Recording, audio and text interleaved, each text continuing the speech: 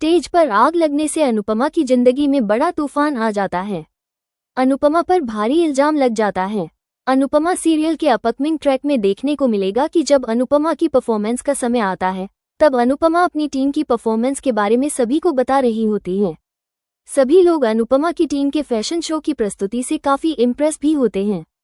तभी स्टेज पर बड़ा हादसा होने वाला होता है। इस फैशन शो को पहले कृतिका होस्ट कर रही थी और वो अनुपमा से जलने लगती है। वो अनुपमा की पूरी परफॉर्मेंस को खराब करना चाहती है, लेकिन उसे यह अंदाजा नहीं होता कि अनुपमा को नीचा दिखाने की कोशिश में उसने कितने लोगों की जान खतरे में डाल दी है। अचानक स्टेज पर झूमर गिर जाता है और शॉर्ट सर्किट होने से पूरे स्टेज में आग लग जाती है, जिसमें अनुपमा फंस जाती है, लेकिन सही समय पर पहुंचकर उसे बचा लिया जाता है।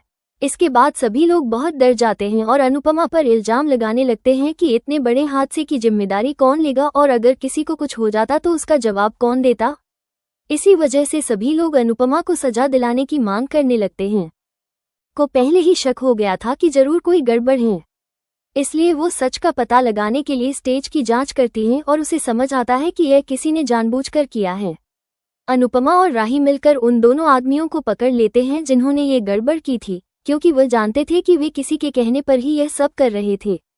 जब राही और अनुपमा उन दोनों को पकड़ लेते हैं तो वे सबके सामने अपना सच कबूल कर लेते हैं कि यह गड़बड़ उन्होंने ही की थी और वह भी कृतिका मैडम के कहने पर।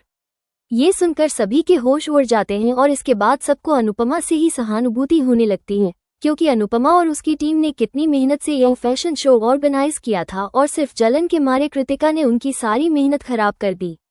इसी वजह से अनुपमा और उसकी टीम को इस परफॉर्मेंस के लिए अवार्ड दिया जाता है और कृतिका को सजा मिलती है तथा उसे उसके काम से निकाल दिया जाता है। लेकिन इसी बीच अनुपमा के सामने एक और बड़ा सच खुलने वाला है। पता चलता है कि उसकी सबसे अच्छी सहेली रजनी उसकी पीठ पीछे धोखा कर रही है और वो चोल को तुड़वाने की परमिशन दे चुकी है।